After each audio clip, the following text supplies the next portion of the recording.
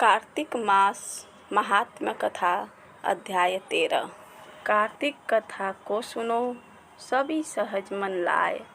13वां अध्याय पढ़ूं श्री प्रभु शरण में जाए।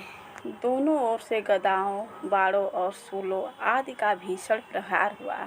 दैत्यों के तीक्ष्ण प्रहारों से व्याकुल देवता इधर उधर भागने लगे। तब देवताओं को इस प्रकार भयभीत देख गरुड़ पर चढ़े भगवान युद्ध में आगे बढ़े और उन्होंने अपना सारंग नामक धनुष उठाकर बड़े जोर का टंकार किया। त्रिलोकी शाब्दिक हो गई। पल मात्र में भगवान ने हजारों दैत्यों के सिरों को काट गिराया। फिर तो विष्णु और जलंधर का महासंग्राम हुआ। बाणों से आकाश भर गया। लोग आश्चर्य करने लगे।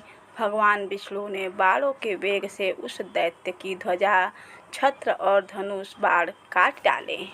इससे व्यथित हो उसने अपनी गदा उठाकर गरुड़ के मस्तक पर दे मारी। साथ ही क्रोध से उस दैत्य ने विष्णु जी की छाती में भी एक तीक्ष्ण बाण मारा। इसके उत्तर में विष्णु जी ने उसकी गदा काट दी और अपने सारंग धनुष पर बाण चढ़ाकर उसको बीधना आरंभ किया। इस पर जलंधर इन पर अपने पैन बाण बरसाने लगा। उससे विष्णु जी को कई पैने बाण मारकर वैष्णव धनुष को काट डाला। धनुष कट जाने पर भगवान ने गदा ग्रहण कर ली और शीघ्र ही जलंधर को खींचकर मारी। परंतु उस अग्निवत अमोघ गदा की मार से भी वह दैत्य कुछ भी चलायमान न हुआ। उसने एक अग्निमुख त्रिशूल उठाकर विष्णु जी पर छोड़ दिया। विष्णु जी ने शिव के चरणों का स्मरण कर नंदन नामक त्रिशूल से उसके त्रिशूल को छेद दिया। झपट कर विष्णु जी की छाती पर एक जोर का मुष्टिक मारा। उसके उत्तर में भगवान विष्णु ने भी उसकी छाती पर अपनी एक मुष्टि का प्रहार किया।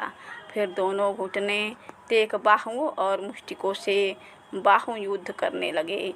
कितनी ही देर तक भगवान उसके साथ युद्ध करते रहे।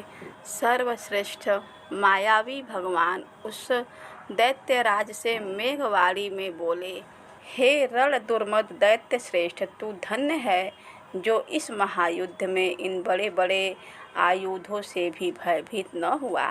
तेरे इस युद्ध से मैं प्रसन्न हूँ। तू जो चाहे वर मांग।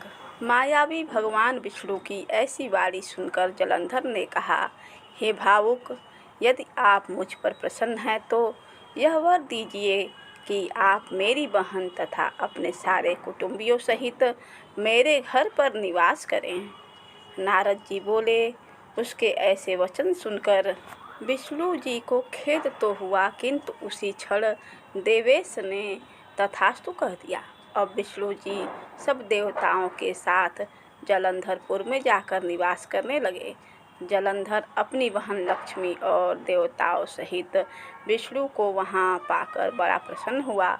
फिर तो देवताओं के पास जो भी रत्न आदि थे सबको ले जलंधर पृथ्वी पर आया। निशुंभ को पाताल में स्थापित कर दिया और देव, दानव, यक्ष, गंधर्व, सिद्ध, सर्प, राक्षस, मनुष्य आदि सबको अपना वंशवर्ती बना त्रिभुवन पर शासन करने लगा। उसने धर्मानुसार सुपुत्रों के समान प्रजा का पालन किया। उसके धर्म राज्य में सभी सुखी थे।